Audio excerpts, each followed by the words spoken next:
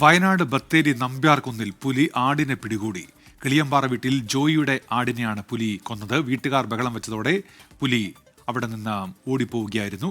ശ്രുജിത്ത് അയ്യപ്പത്തുണ്ട് ഇപ്പോൾ വയനാട്ടിൽ നിന്ന് വിവരങ്ങളുമായി. ശ്രുജിത്ത്, എന്തൊക്കെയാണ് വിവരങ്ങൾ?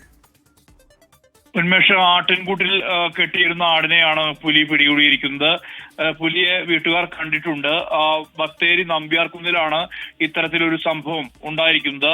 കിളിയമ്പാറ വീട്ടിൽ ജോയിയുടെ 1 വയസ്സ് പ്രായമുള്ള ആടിനെയാണ് ഈ പുലി പിടികൂടിയത്. ഇതേ തുടർന്ന് പിടികൂടിയ ശേഷം വീട്ടുകാർ ഈ പുലിയെ കണ്ടു. ഇതേ തുടർന്ന് ബഹളം വെച്ചതോടുകൂടി പുലി മറ്റൊരിടത്തേക്ക് ഓടിപ്പോവുകയാണ് ഉണ്ടായത് എന്നുള്ളതാണ് നമുക്ക് ലഭ്യമാകുന്ന വിവരങ്ങൾ. എന്തായാലും ഇതിനടുത്ത് ചീരാൽ എന്ന് പറയുന്ന പ്രദേശത്ത് കഴിഞ്ഞ ദിവസം പുലിയുടെ സാന്നിധ്യം ഉണ്ടായിരുന്നു.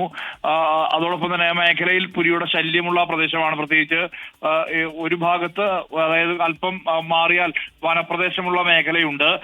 എന്തായാലും നൂൽപ്പുഴ പഞ്ചായത്തിലുള്ള സ്ഥലമാണിത്. അവിടെയാണ് ഇത്തരത്തിലൊരു സംഭവം ഉണ്ടായിരിക്കുന്നത്.